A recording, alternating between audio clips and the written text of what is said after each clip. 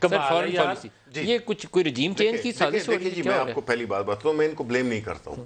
اس کی وجہ یہ ہے کہ یہ یوز ٹو ہیں اس لیڈرشپ کے جو سروائل ہے. سروائل مین غلامانہ. غلامانہ کیوں ہوتی ہے؟ اس کے پیچھے بھی ایک ریزن ہے.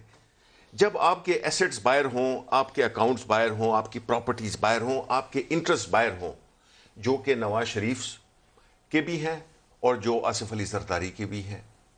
اب جب آپ کے ایسٹس کسی جگہ پہ ہوں گے، آپ اپنے ملک کی فارن پالیسی کو کمپرومائز کریں گے. آپ نے ہمیشہ یہی کیا ہے. آپ نے کبھی بھی پاکستان کے انٹرسٹ کو نہیں دیکھا.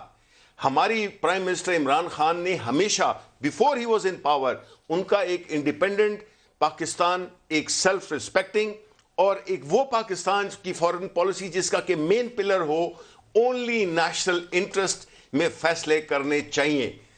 ان کو یہ بات بڑی اچھمبی لگتی ہے. ہم کیوں کسی کی جنگ کا حصہ بنے؟ ہمیں ماضی سے کچھ نہیں سیکھنا. ہم نے ایران یا افغانستان میں ہم نے ملک کا پورا بیڑا غرق ہو گیا ہر لحاظ سے، اخلاقی طور پہ، معاشی طور پہ، سوسائٹی کے طور پہ، سب کچھ.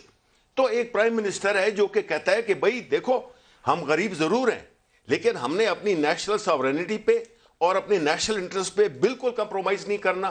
اور ہم اگر ہمیں یہ کہا جا رہا ہے کہ جی آپ یوں کرو، آپ وہ کرو، تو دیکھیں اس میں آئی تھنک کہ جنرل پبلک نے، مطلب ہم بھی پھرتے ہیں لوگوں میں، نے بڑا اپریشیٹ کیا اس بات کو. بلکہ اس چیز نے ہماری جو پرائم منسٹر کا جو پاپولیرٹی کا لیول ہے مزید بڑھا دیا ہے. اس کی وجہ دعا مانگیں کہ 4 اور ملکوں سے ہمارے تعلقات ٹوٹ نہ جائیں. چند صاحب سے بھی چند صاحب ایک جملہ اجازت سے مجھے یہ نہیں ندیم ملک صاحب سمجھ آ رہی کہ ذوالفقار علی بھٹو نے ایٹم کی بنیاد رکھی، نواز شریف نے ایٹمی دھماکے کیے، ان کے خلاف تو عالمی سازش ہو.